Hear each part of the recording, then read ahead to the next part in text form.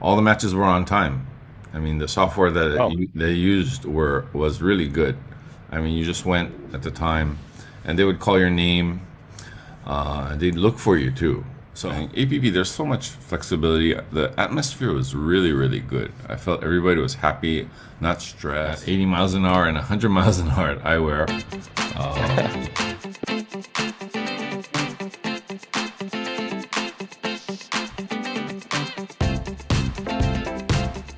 Hello, everybody. Welcome to the Pickleball Bros podcast. This is Mark Nishiyama and Eric Lim. Welcome, Eric. hey, good to see you guys again. It's been a little while, hasn't it? It has, it has. We've been quite busy with traveling here. I've been on the road for 3 weeks. Went to Malaysia for clinics, then went to Vietnam to see my friend's grand opening of his new pickleball facility, then back to Malaysia for more clinics. Then I went to Vietnam to check out the pickleball scene there, and then back to Malaysia for the APP tournament, the first one in Asia, and apparently it broke some records as the most participants, 1,700 in any tournament in Asia.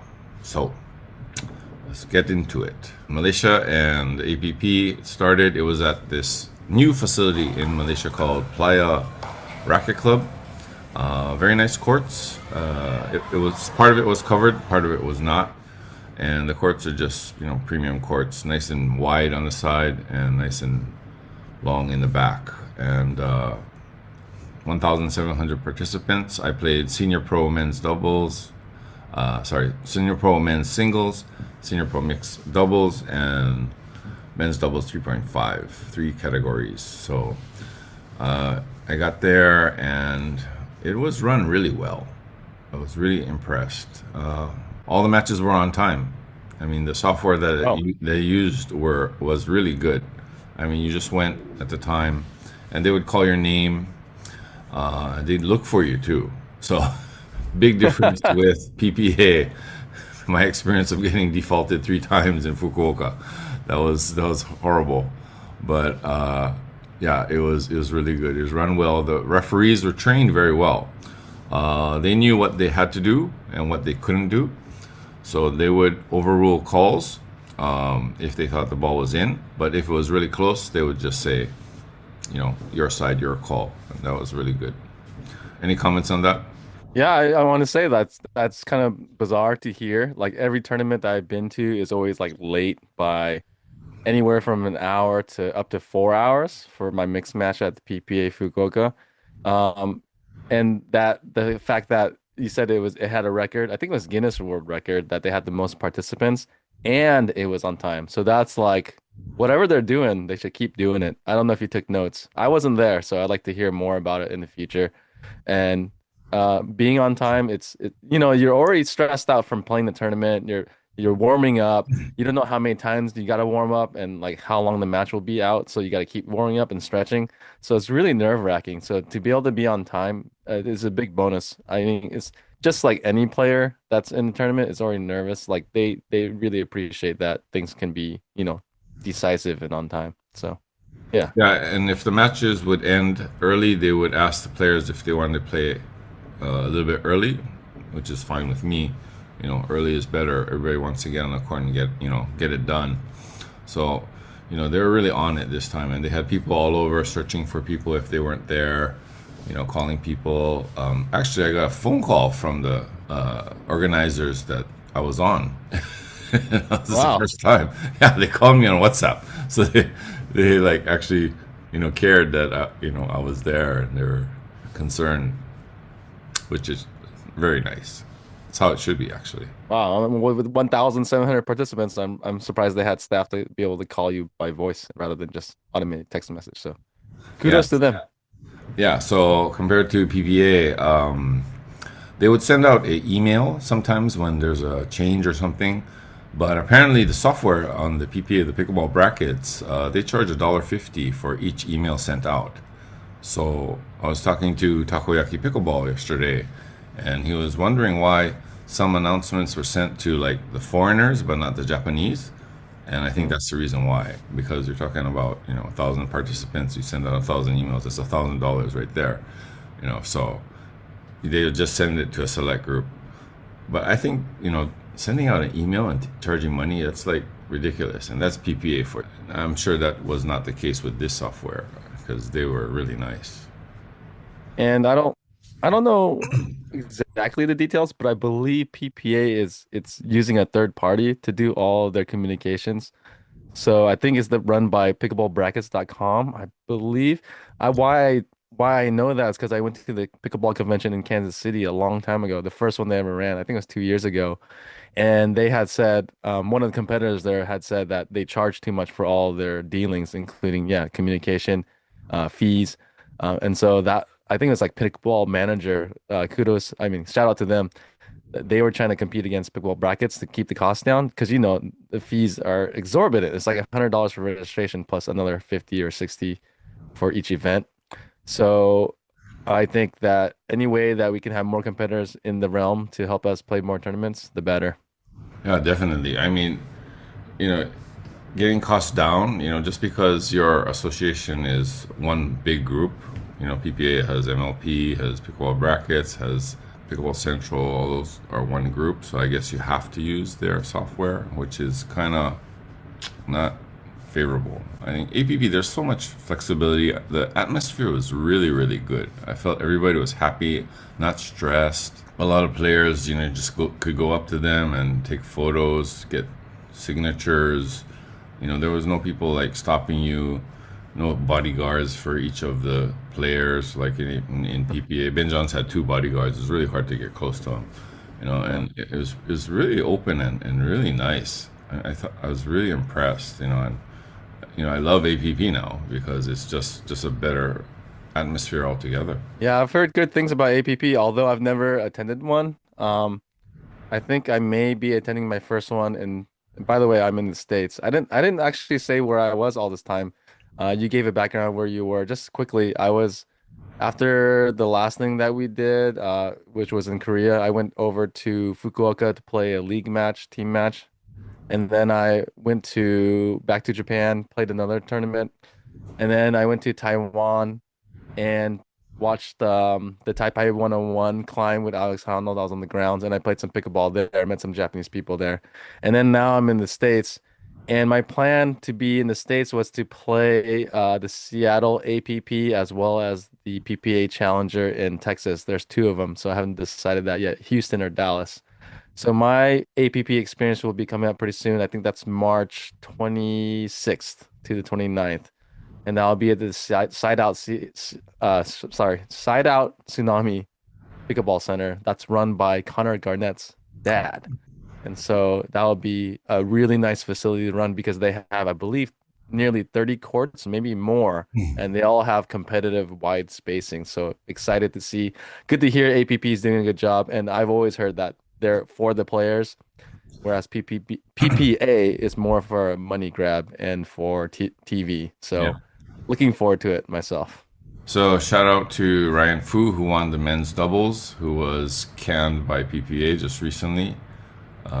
Him and some other players like James Ignatovich, Vivian Glassman, they're free now and they can do whatever they want. And they showed their prowess and their talent this time in APP.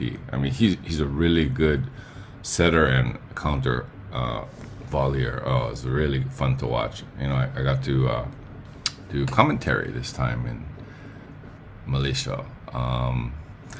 At the PPA, I asked at least 3, 4 times if they wanted me to help, and I got nothing back. But at APP, they came up to me and said, "Oh, would you like to do commentary?" I said, "Sure." So I did one. Apparently, it was really good because my co-commentator was not from pickleball. He was more from e-games and futsal. So they liked that, and they asked me to come back the next day to do. So I did about 4 matches total commentary.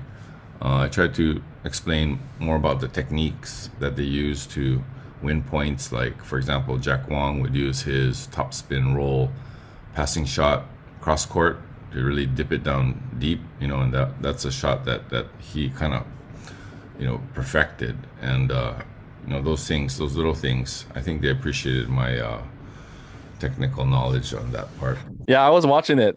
You mentioned it on your, I think, one of your social media stories, and I took a look at some of the matches you did. I think you did four matches, mostly the men's side, singles and doubles. And yeah, I really liked how you like explain some of the techniques that the pros are using and how it could be useful for the common viewer. Anybody from beginner to like 3.5, they could understand it more clearly and make the game more interesting to watch.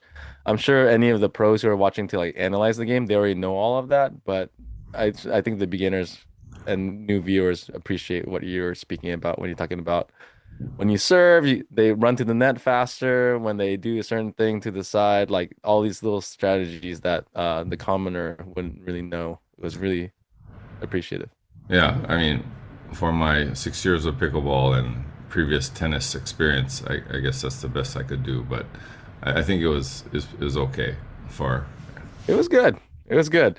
I think, and maybe I'm being nitpicky because it's your first time. I really like commentary, especially from back in the day of like WrestleMania, like pro wrestling in America, and also tennis. One of my some of my favorite announcers were Leaf Sheriff and Peter Fleming. I just still remember 2005 Federer matches and them doing commentating, and it made me want to do commentating too. Is that their tonality and their excitement during some of the points was the most impressive thing to me. And so your voice was more calm and collected, and then the other guy was kind of like your counterbalance. He was more of the esports exciting gusto sound. So maybe that's what you're going for, but I would like to hear you also put your energy into it more Yeah, personally. yeah. I have like a monotone which puts people to sleep sometimes. So it's good when they hit a nice ATP and the voice goes up like, nice shot, that kind of thing. So we need a lot of those, and there were a lot of those. So it was really exciting commentary. Another thing about the commentary, they had a really good setup. We were above the courts, and we could see the whole court. Plus, we had video right below us. We had video right in front of us as well. So if we couldn't see something that was close to us, then we could see it. And they do immediate, playback. And the editors were really on it. They knew exactly what point to replay and the angles that they used to do the replay. It was really good. I think it was Wow Broadcast that did it. I think it's a local company in Malaysia, but they did a really good job. I mean, it was really nice. I'm curious about the studio setup. Do you happen to take a video or a picture of the in-site setup? Oh no, I didn't. But yeah, it was the booth was like two seats, and next to that was the editing area, and Okay. that's it basically. I mean, the guy had three monitors, we had two, and it's really simple. Yeah, it's really Oh, simple. was it a portable setup or was it like Yeah, permanently por- there? Oh, it's portable. cool. Yeah, it was right above the grandstand court. Yeah, so that was already done. So it wasn't like court level; it was above, so it was even better. Well, I'll have to compare notes with you when I go to the Seattle PPA to see APP, sorry, APP in Seattle to see how they do their studio setup.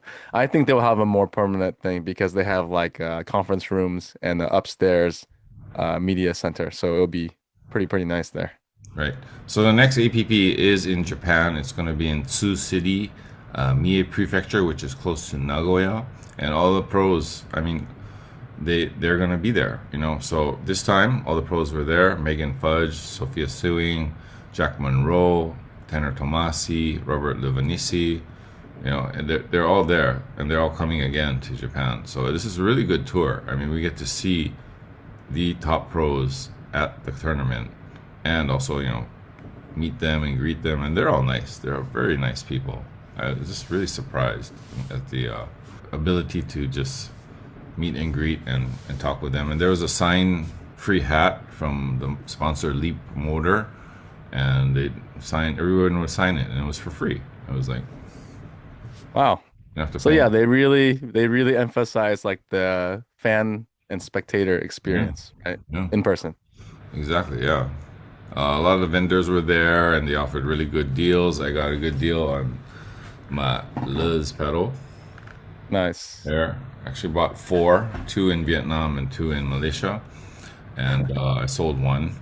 But I really like the paddle. It's nice. It's very. I mean, how can you beat like $80 for a paddle? Yeah, I was gonna say I got a little jealous, and I think a lot of the viewers probably got jealous. Like four paddles, you don't just normally buy that. But by the way, Luz paddles are less than $100 each. He said Right. 80.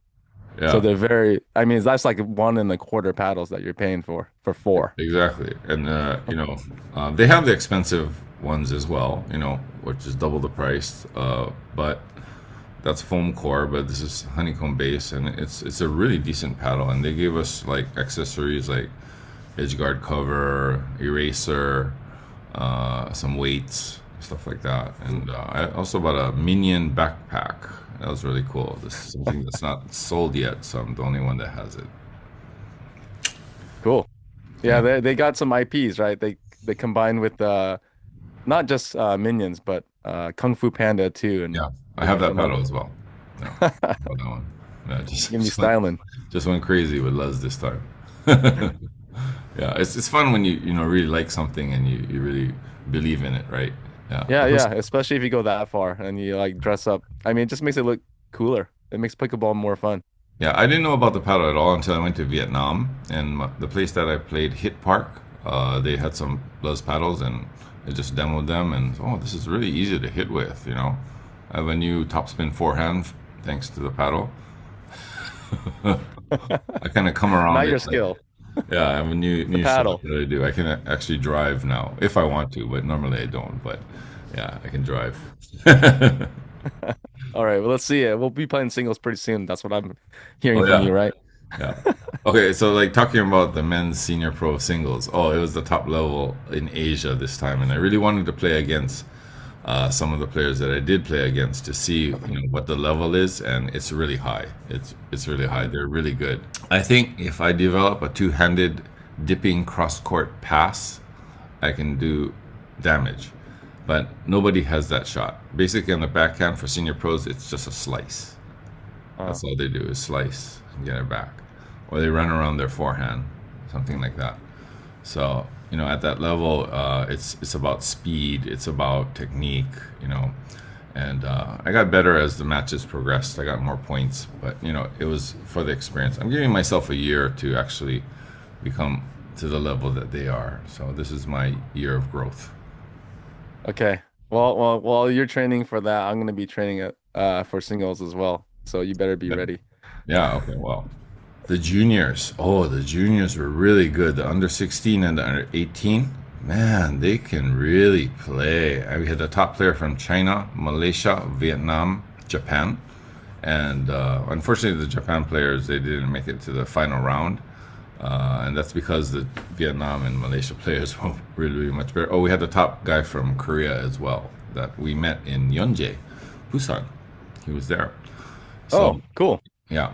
So apparently the Malaysian guy won the under 16, and I believe it was a Vietnamese who won the under 18 as well. So, and Oh, it from my perspective, it's become a stroker's game at the junior level. At the junior level, we see a lot of stroke play. They don't just come up and hit the return and get to the net. That's not how they play. It's like tennis. It's really come down to like a tennis match, and it's fun to watch because they got they're so flexible. There's they're so soft. So it's just fun to watch. You don't see these herky jerky strokes and stuff. It's just really nice to watch them, and they're gonna be awesome in a couple of years. So watch out, other associations because they're coming. These juniors are really good. which countries were they from that were on the podiums, or did you notice? Malaysia, this guy Gareth won the under 16, and under 18 was Vietnam. Okay, so local crowds. Yeah, I mean the top in Asia, so definitely. And Ryler DeHart, Megan Fudge's husband, his son also played as well for the under 12, I believe, and I think he got third place. Oh, wow, good for him. Good, Yeah, good pickleball family. They're all strong. yeah. So they used to travel the U.S. in an RV. They got three kids, and Ryler and Megan, they're just really nice people. I mean, I met both of them, very friendly. Ryler was born in Hawaii, on Kauai, the island of Kauai, and we're talking about that, and just a really nice couple. So they ditched the RV because they travel so much internationally now. So they bought a house apparently. Oh, cool. Good for them. In Asia, right? Or where? No, in America. Oh, okay, okay. They Yeah. stopped doing the RV life. Yeah. Right, right, right. Other things about APP that I notice is that they have the schedule and they don't change the schedule very often. And apparently, you could enter the tournament if you're like a pro, like the day before. They'd arrange so that you could get in. Because Mm. some people came without a partner, and then like they'd find you a partner and stuff like that. I already had partners, and I registered really early, but some of them didn't, and they took care of everybody. Everybody was happy. Nice. Well, I'm glad. Yeah. There's always like last minute problems with linking up with other players, especially it's nerve-wracking when you don't know who they are. And that I think WPC, which is another organization, they did a pretty good job of linking everybody up Yeah. because they're traveling from so far away and paying so much money for hotels and for Right. flights. It's really nerve-wracking. So it's good to hear that APP also does the same level or maybe even better, in your Yeah, opinion. at the Ariake tournament in Tokyo, that was run by PJF, and they used pickleball brackets. And I had a situation where a lady came up to me and she said that one of the categories there's a cancellation, so can we play? But they couldn't fit it in. It was just the way it was. Mm. Not much flexibility there. So I guess they came all the way to play, and I guess she was on a waiting list with another person, and they noticed that someone pulled out, but they weren't able to put them in. It's pretty devastating because you travel so far Yeah. for that purpose. Tough. Well, Pickleball. well, I mean, not taking anything away from the Ariake tournament because there was like 780 matches in one day, and that's a lot of matches. But that tournament, they use clipboards, and like if you didn't have a clipboard for that court, uh, you couldn't put on the next match. And some people took the clipboard home or put it in their bag and went off.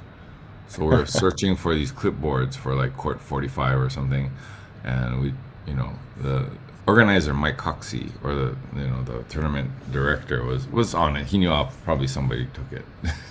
He was Yeah. right. Somebody took it, and delayed that court matches for like what we were looking for like 30 minutes, like running around seeing if it was somewhere else. But the guy had it in his bag, so we found it there. Yeah, I There's nothing remember like that. that at APP. I mean, APP is just you just go on the court, and there's no penciling in or signing a card or anything. It's all digital. Everyone has an iPhone that Mm. they enter who's the first server, who's the first returner. Each of the points are recorded on time or online, Mm. so you could see your match. You know, uh, the points. You know, immediately, and each court had a video set up so that you could actually see your match live as well, so other people could watch it as well. And this is not only the pros; this is like every court. Really? All Yeah, 12 courts? You said there's 12 courts, right? yeah, all 12 courts. That's amazing. Yeah. Um, how did they notify you that you're supposed to be on court? Was it through text or some other system? Well, basically, you knew what time your match was, so you just go to the court at a time, and if you're not there, they would look for you and announce with a nice, speaker, your name, report to court, whatever, and stuff, and they wouldn't say, last call or try and threaten you or anything like that. They'd really try and find you. Okay, it's predetermined, the court and the time Yeah. versus PPA, they don't give you any court assignment until like 10 minutes before the match or something like that, Yeah, right? that's a little bit, The queue. yeah, nerve-wracking when you don't know where you need to go until 10 minutes before. And I think that's because they use that clipboard system, pretty much the same, Mm. because I was there volunteering at the Ariake tournament, and the organizer would see what clipboards come back. That means the court is open, and then assign a match to that court. That's why it was so like last minute. Big Yeah, difference. when you When you have like tennis matches, the pros, they always have like the location because you're buying a ticket to go watch them as a spectator. It's a much bigger deal because in tennis, like the tickets can be anywhere from 50 to like $1,000 depending on what seat you get. And you want to make sure like you're watching the player that you came there for. So Yeah. predetermined court and predetermined time is pretty important, especially for the player and let alone the spectators. Yeah.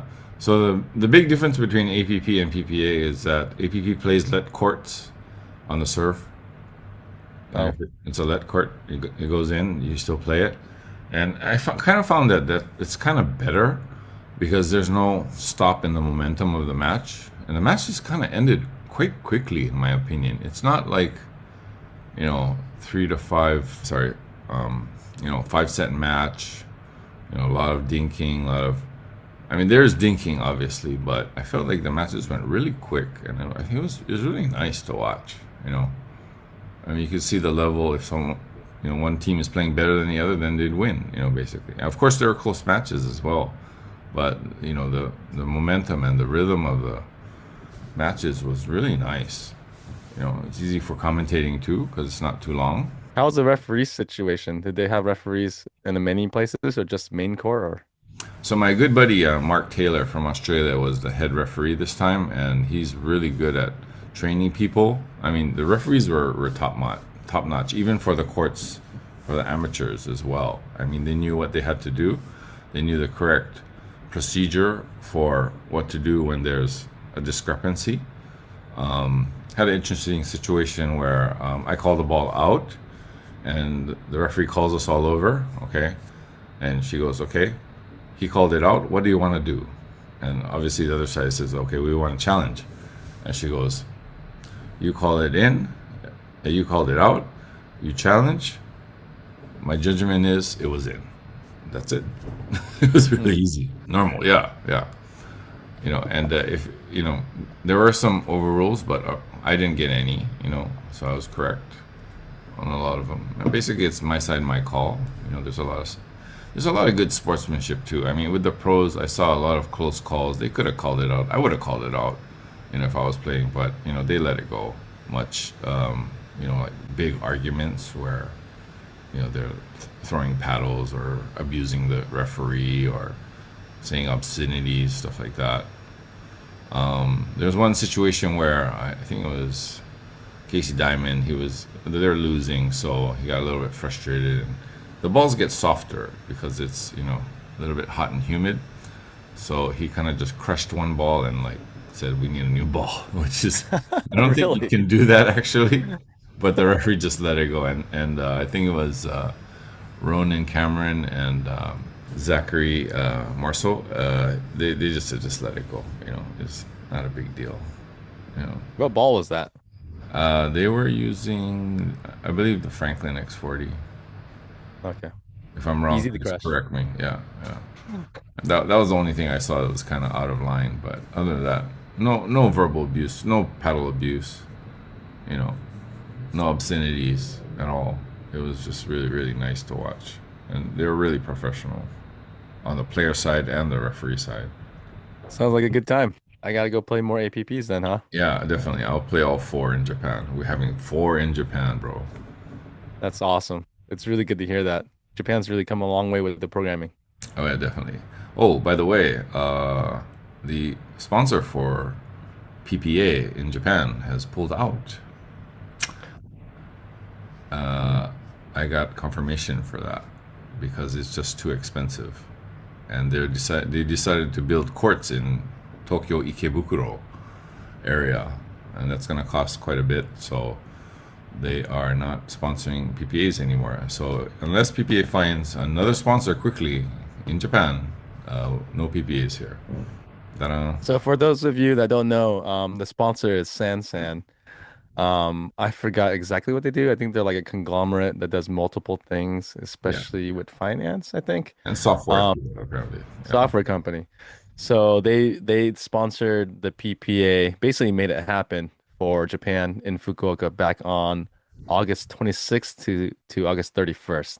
So that's coming up pretty soon, and because they dropped out, we don't have a sponsor. I don't think it will happen I don't think this so year either. in August. No. Uh, Annalee Waters is supposed to come to Asia, but that's because of Franklin. Franklin had a big event before the APP, uh, and apparently she's supposed to come, but I don't know what kind of tournament it's going to be. Probably a PPA tournament in Asia, not Japan, but another country. But we'll see. Nice wrap up. Okay. Um, Switching to coaching in Malaysia versus Vietnam. So this time, I went to Malaysia. I did 12 clinics total. Six the first time and six the second time. And we had to pivot one time for the second half because the first half I brought a coach from Japan, Patrick, who's Duper 5.0 and PPR certified, and we had some clinics there, and we found that in Malaysia, people are kind of shy to just join a clinic with people that they don't know. So we put it on Reclub. We really pumped it on the social media, but we found that it's there's a lot of people coaching. There's a lot of people doing open plays. It's just all on Reclub. So we need to make relationships first before we can actually do coaching. So for the second half of our coaching, I did it with a local coach, Desmond Chook. We did open play with coaching, and that's when we got a lot of signups. So one time we had like 25 people for two courts, and they were really eager to learn. They're like, okay, what is wrong with my shot, or what should I do, and stuff like that. So we make the relationship first, and then we make more relationships later, and private coaching later. So I think that's the way to go for Malaysia. And it's not like the Philippines where my contacts there, they just set up everything and we just go. It's not like that. It's a little bit different. And talking about the level of play in Malaysia. So as you know, in the past 2 years, Malaysia and Vietnam, they just boomed. There's a lot of courts, right? So the big difference that I found in Malaysia is that a lot of people just reserve courts and don't take a lesson and just try and hit the ball around. And most of them that I asked, most of them that I met, they had not taken a lesson before they started. So they have all their, let's say, bad habits from the previous sport. Let's say badminton or tennis. I have really bad habits from tennis, I'll admit it. About a year to adjust. They have the facilities, but they don't have the coaching, to be honest. And I did meet a few coaches there that do coach, and I was kind of surprised at their level of coaching and level of play. I don't want Yeah. to say it's bad, but let's say I bring much better coaches to Asia and much better level of play than some of the Malaysian coaches. I can say that for sure. I agree. So I was in Malaysia back in July for the first PPA, and I noticed the people I met there telling me that they were coaches, but I saw that they're only 3.5 level, maybe even lower. And from what I know, any of the certification programs like RPO, PPR, and what have you, they require you to be at least 4.0 to be a recreational coach, and to be a professional coach, you have to be at least 4.5 plus. So to see that was astonishing. But hey, there is demand for coaches at that level, so it seems to work out for Malaysia. But when you trying to see like grow the game of like better players, it's probably gonna be a while over Yeah. there. Yeah, because they have the population, they have the growth, they have the interest. Everybody knows what pickleball is. You talk to a taxi driver, oh, pickleball, yeah, yeah, I know that sport. I tried it once or something like that. It's that level. Whereas Japan, people don't know pickleball that much. But talking about Vietnam, on the other hand, most of the people I talk to have taken a lesson before they started. So they take one or two lessons before they start. So they all have the basic skills and they all hit the same way. It's really Well, interesting. It's a big, big comparison or big, big contrast to the style of pickleball in two different countries. Yeah, so gotta visit them both to check it all out. But I agree with what you're saying. I noticed it when I went to both of those countries, and I prefer to play it in Vietnam because they're pretty competitive over there, and it's really good for training. Yeah, definitely. You go to open play in Vietnam. I mean, there's open play every day. There was one just next to my hotel, just a short grab ride. They're there all day, and you can just jump on the court and play with whoever is there. It's just really easy. It's like maybe $3 to play, for basically all day until you get tired. Really nice facilities too, and they're all hard court. They provide the balls and stuff. And I was trying to coach one of the kids there, and he was really appreciative. It was my first Vietnamese student, so that was fun as well. Nice. Yeah. So Vietnam, I find that the courts are like you'll see three or four courts. One place we went to was the first pickleball court in Ho Chi Minh City. It was just two courts. It was called Hit Park. Hit Park. It was a really nice place. I mean, that's where pickleball started in Vietnam, and it's really decent courts. Very nice. You know, we went How there. many courts there? Is the first Just two. place Just two. just two? Oh, tiny. Yeah, and it's like in a residential area, not far from this. It was in District 7, I believe, Oh, and it's close. Everything is close in Ho Chi Minh. Maximum 30-minute ride, even with the traffic. It's not hmm. far. Everything's close. Very nice atmosphere. Traffic's pretty bad though, I have to say. Even if you say 30 minutes, it's pretty daunting. There's a, Yes, there's it's my time to take a nap from pickleball court to pickleball court. So I use and Grab is so cheap in Vietnam. My goodness, oh it's yeah. like the cars are really huge. You just take a nap, use their phone charger, and the phone is charged for the next whatever. It's just really nice. And I try and sit in the front seat of the Grab to learn Vietnamese with the driver. So I use Google Yeah. Translate. Yeah, so I can say 002 in Vietnamese now. Hong Kong Hai. You can count. Yeah, you count now. I can count to 10. Yeah, Very nice. yeah, Yeah. Grab. Yeah. I love Grab. It's their version of Uber or rideshare services. And it's like $3 to $5 to travel all over the city. And like food delivery is like 50 cents delivery charge. And food over there is like, $2 to $3 an entree. yeah, It's like heaven over there if you're a pickleball player. yeah. Everyone should move there if you want to have a good time. Yeah, talking about food, by the way, yeah. So Vietnam, sometimes we're on the court, or sometimes we're like, my wife came and we made dresses for her. We'd be at the tailor, and then like, oh, we're hungry, and they're like, oh, is there any banh mi places near here? It's like, oh yeah, you gotta walk 5 minutes this way. It's too hot, so just call the Grab and it comes. It's like so easy, You can be really lazy there, huh? Yeah, you can But be really lazy. I mean, it's like you walk out to your Grab and they drop you off at your hotel, and no walking necessary in Vietnam. Malaysia, on the other hand, it's really interesting. Like your destination could be like right across the street or right across the freeway, but you can't walk there. There's no walking ways. There's no pedestrian, so you got to catch a Grab, and it goes all the way around, and like you know it's like 2 kilometers that you need to ride in a Grab to get like a couple hundred meters. So yeah, it's a across the street. non-pedestrian culture in Malaysia, in KL anyway. It's really unique. The gasoline is really cheap there, and cars, I guess you could get them for pretty cheap too. So it's a car culture, and that adds to the traffic jams. Their public transportation, unfortunately, is not very efficient. I had to go from the center of KL to a pickleball court, and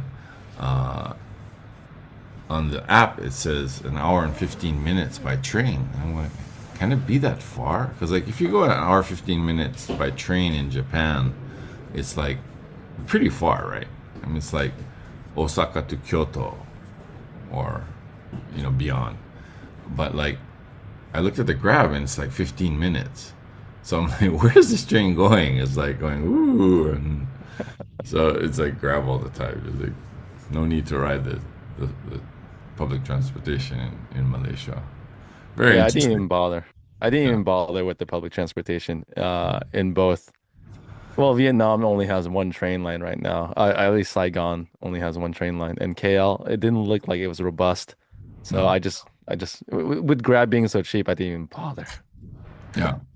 And then you gotta get off the train and still walk, or apparently you can't walk, so you have to catch another Grab to the location because it's not like right there. So it's quite interesting. And in Malaysia, when you want food, you could call a Grab, but it's just easier to jump in a Grab and go to a food court. And it has really nice food courts with all that nice food, nice drinks. You know, my favorite char kway teo. It's like a beef noodle. You know, Yeah, and you can get ice Milo in these places. making me hungry right now. Yeah, I remember Vietnamese. I mean, not Malaysian food. They had food from all over the world, and their Oh yeah. restaurants look just as nice, if not better, than U.S. like malls and stuff. It's nuts over there. Yeah, so I talking about laundry. Like Vietnam, you know, they have a service where you just give them the laundry and it comes back the next day, and it's only like $1.50. It's like really cheap. Yeah, and it's folded nicely and packed well. Right, right. But in Malaysia, you have to do your own laundry, so we look for laundromats and stuff. And usually, where there's a laundromat, there's a food court. So I throw my stuff into the laundry, the washing machine, and just go eat and come back, and it's done. It's really good. Different style, but you know, both are really convenient. Yeah, you can't lose if you plan to like train and play pickleball and have a good life. They're both really nice Yeah, places.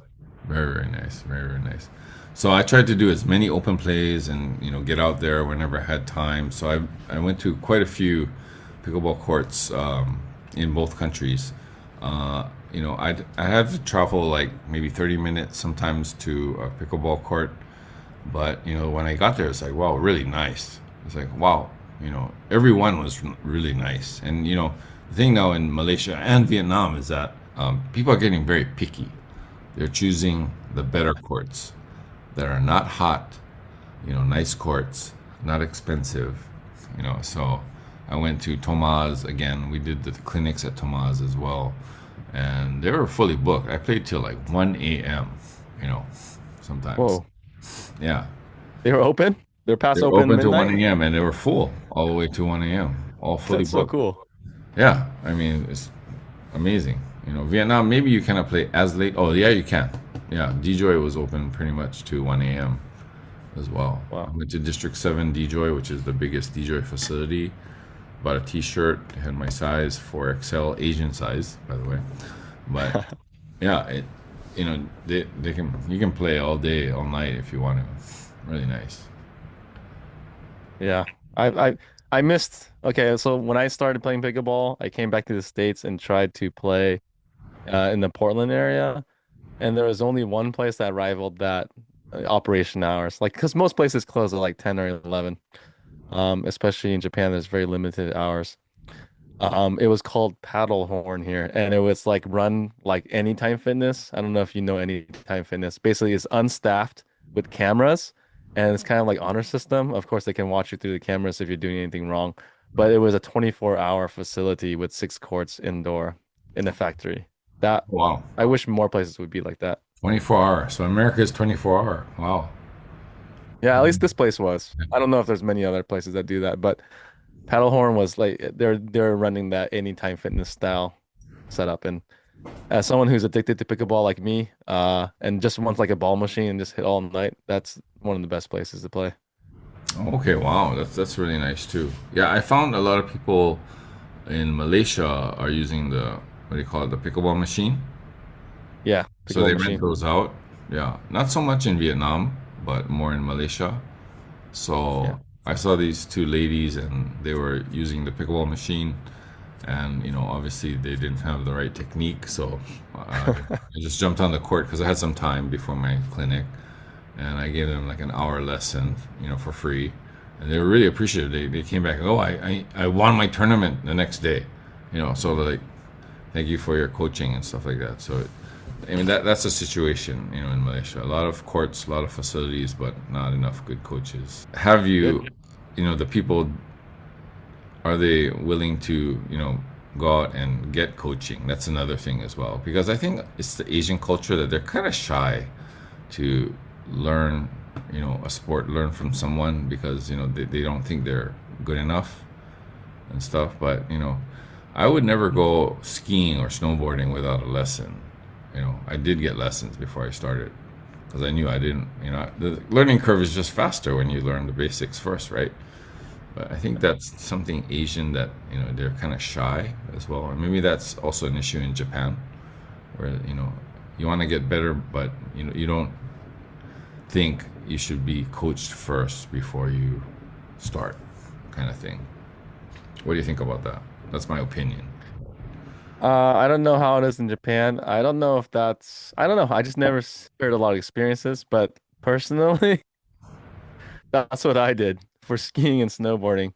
So, well, actually, I took 1 day of lessons from snowboarding because it was a good deal, and that's the only reason why I did it. Otherwise, I would have done it on my own. And then for skiing, I just taught myself. And for every sport that I've learned, I think so, except like race car driving, I taught myself and just watched YouTube clips or just watch professionals play. And I'm kind of like a self-taught hobbyist, so I fully agree with those people. I rather teach myself. Okay. Yeah. Yeah. Yeah, I think it might be Asian style. I'm not sure.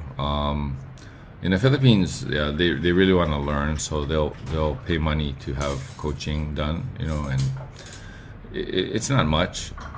We don't charge much. In Malaysia, I also wanted to take lessons from pros as well, because they're there, right? So Ronan,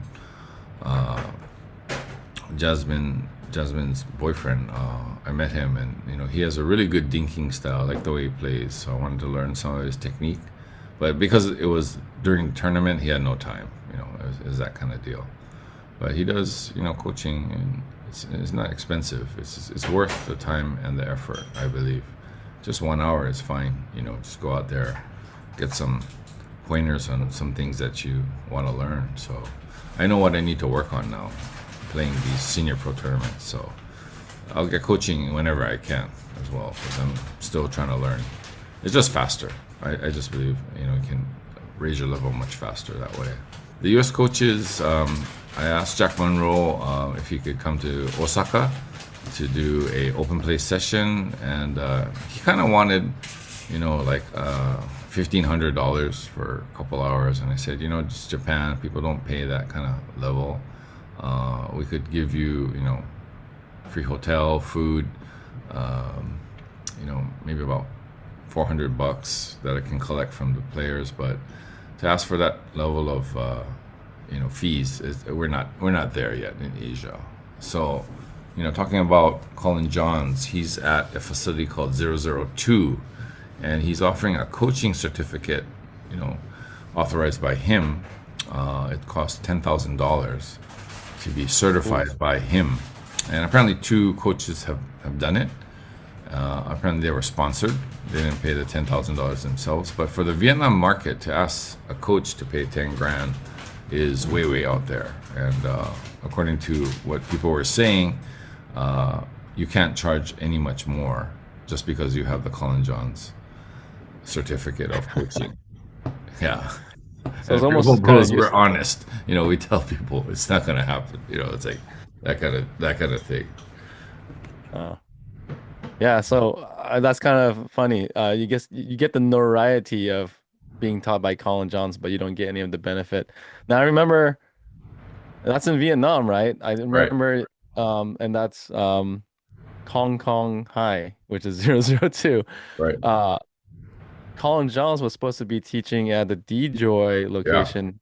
There was an article that was put out a while ago. That was kind of the big news of him moving from the US to Asia was to teach in Vietnam at D-Joy. I don't know. Did you? I forgot what you said, or someone told me. He's not teaching there. No, he's not. He's at another facility. Hmm. So I had to go there to actually find out the real information or the correct information. So I'm giving it to you guys. Yeah. Don't believe what you see out there on the articles. Talk Yeah. to the people On on the social grounds over media. there. Yeah, I expected to see Colin Johns at DJoy, but he was not there. Nope. Interesting. So this time, I'm starting up a junior program in Vietnam for the juniors in Japan. We have Ooh, four good juniors in Japan, and I'm trying to get them to come to Vietnam. We have spring break starting March 15th, and we have summer vacation in July. So those are the two times I'm going to try and bring juniors there. But I found a nice place in District 2 in Vietnam.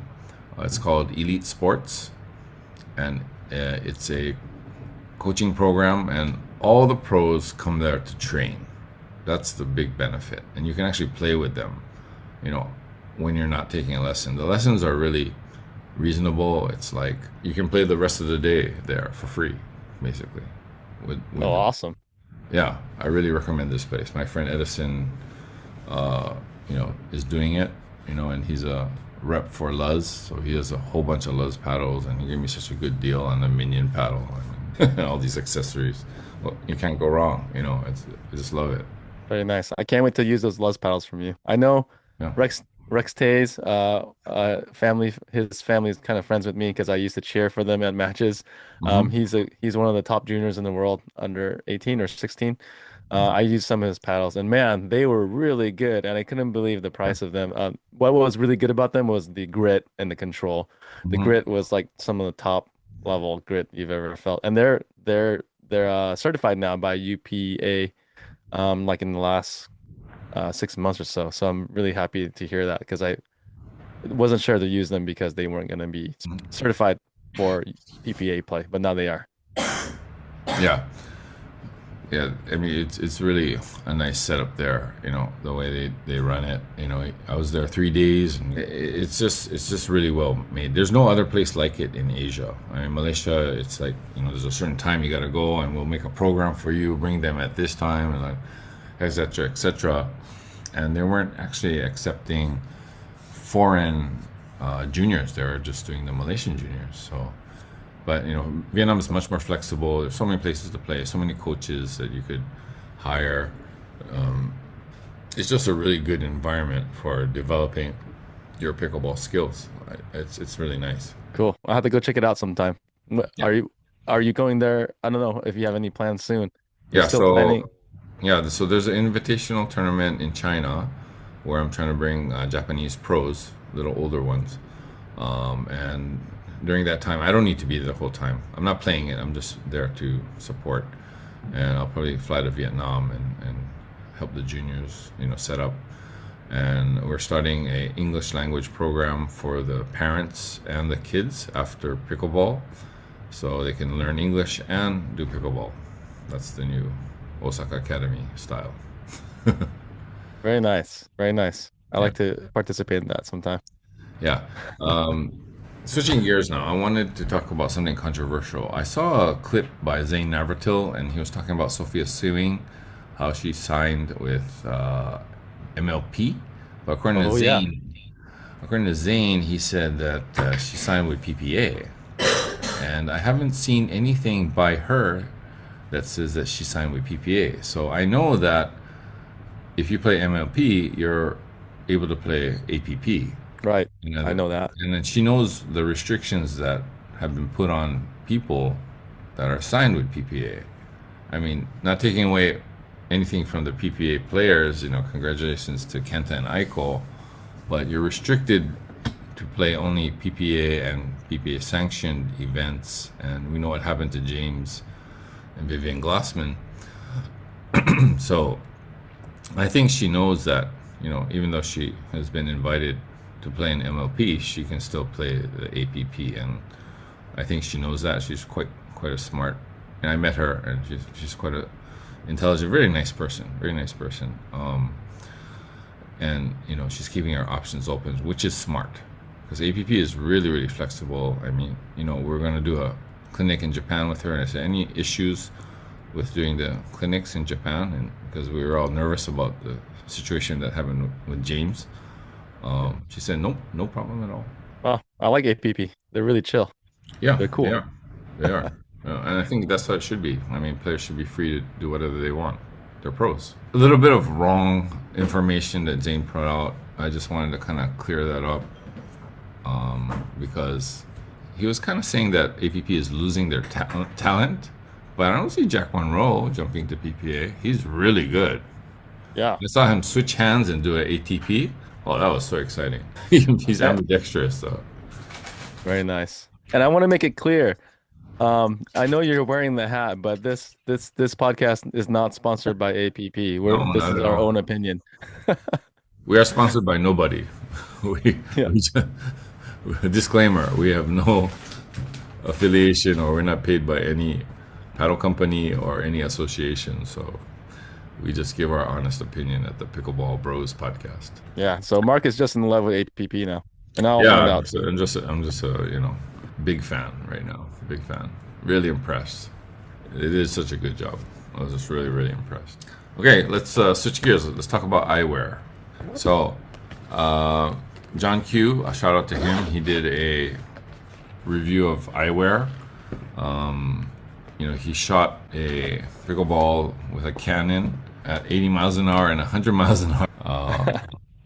I think, Eric, you know that the fastest a ball can go is what, maybe 60, 70? Yeah, by a human player, I've seen up to I personally I've hit 68 miles per hour with my pocket radar, Uh-huh. the $400 machine.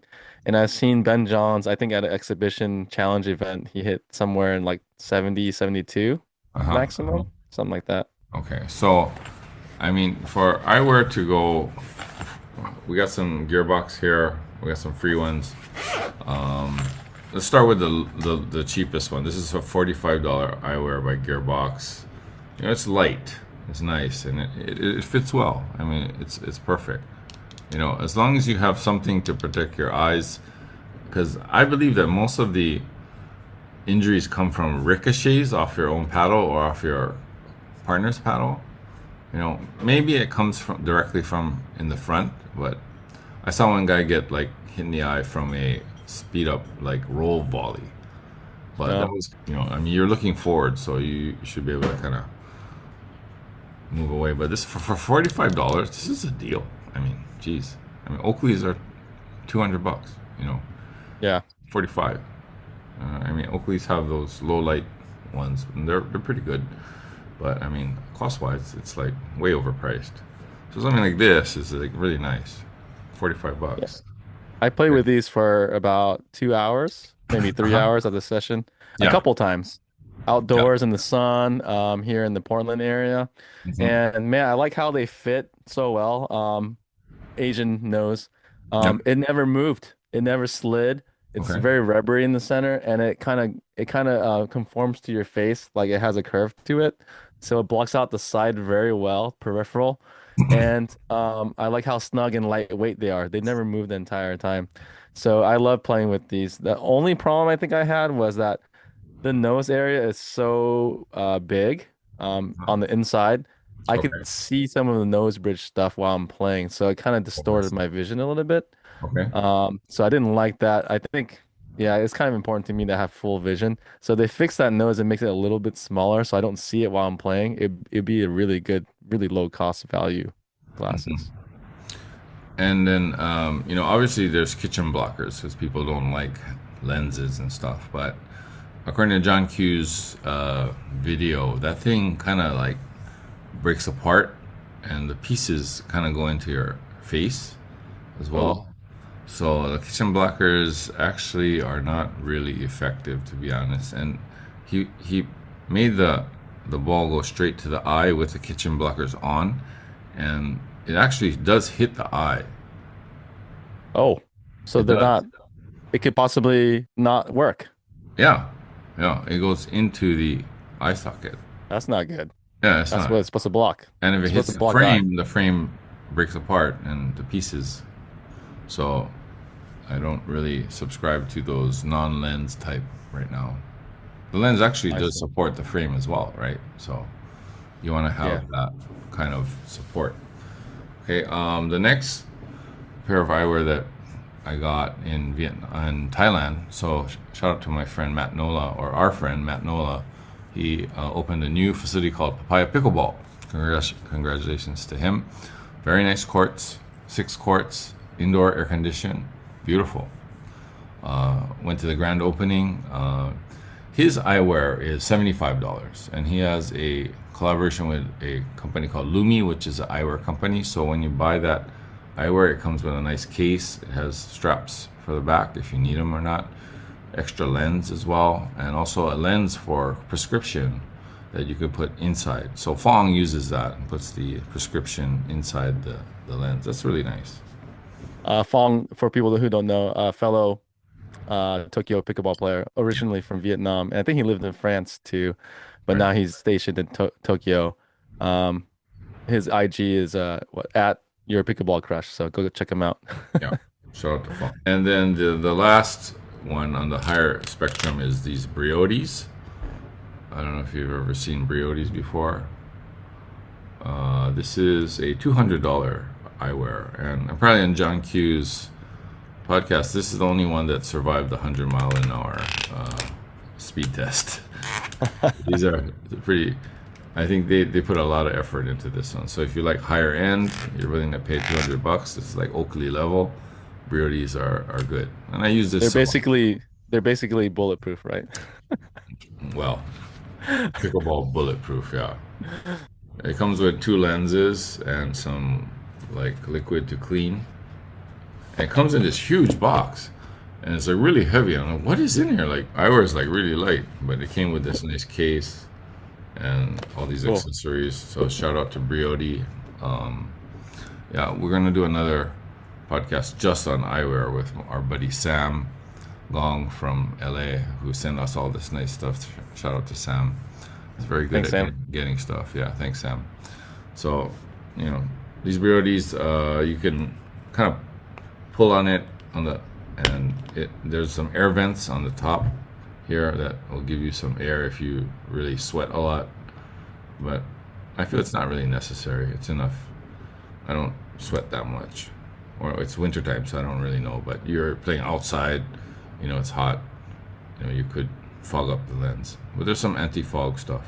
And for some reason, the feeling on the outside and the inside, there's a little bit different texture. So I think they have some kind of coating on the outside and the inside. So Oh, yeah, it's a good eyewear if you're willing to pay the price. that's the one you wear now, right? Your choice. I wear all. I wear all, but I use this a lot in Malaysia and Vietnam this time because I brought it. I want to try it out. It was good. It works, and so it kind of works as a sunglass as well because there's some UV cut feature in here as well. Yep. Oh, nice. Yep. I was just showing this earlier. I didn't get to talk about it. It's the other version, the yellow Yeah. lenses. I Hmm. like these. I know it's just a different color, but actually, when you play in a place like Portland area or Seattle, it's quite dull and gray. The weather is always rainy or cloudy. Right. These really brighten up your world, and I couldn't Ooh. believe how much more happier it made me.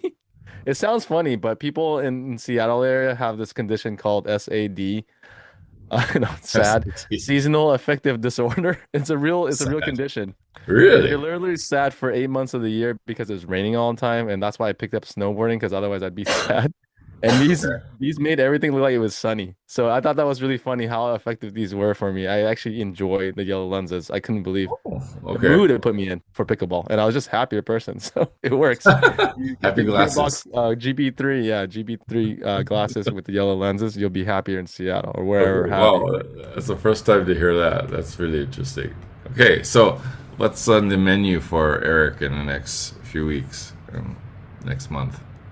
So I'm kind of doing off work, off season work right now. I decided that I'm gonna go to the gym, strictly gym, get my body pumped up a little bigger. I lost a lot of muscle mass because of all the travel and all the pickleball playing, so much cardio.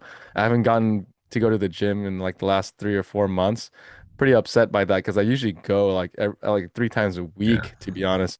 But with all the pickleball going on, I didn't have time, and just it was just so far away to do it in Japan.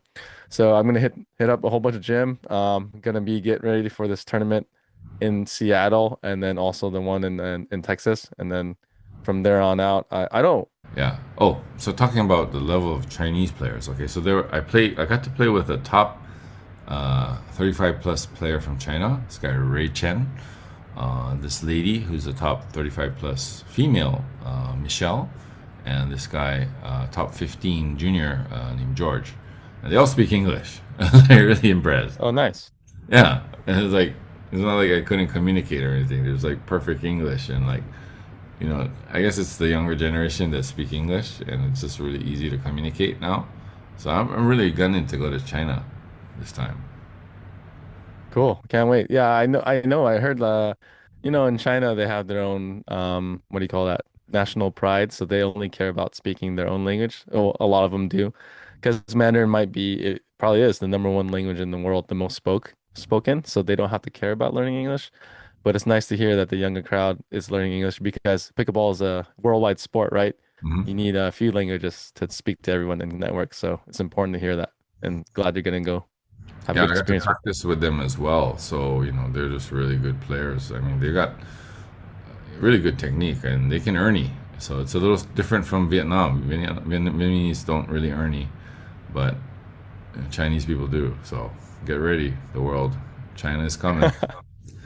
There's just not many Chinese players that tour and stuff, but they're playing in China. There's a lot of tournaments, a lot of big money tournaments as well, and they're gonna start coming out, and we'll see a few, you know, in the American circuit and the Asian circuit as well, and that's gonna be fun.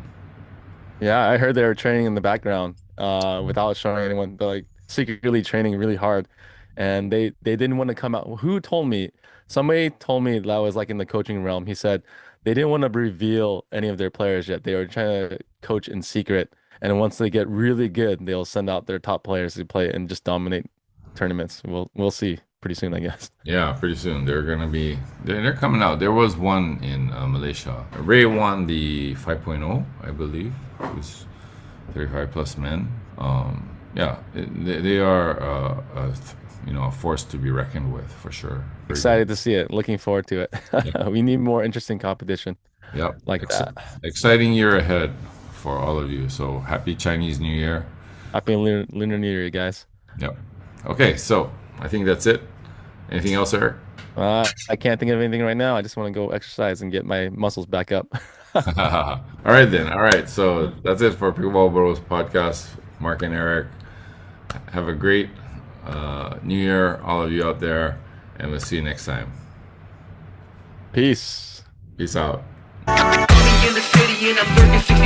If the brothers on the L, then I think you know the word. All the rest be in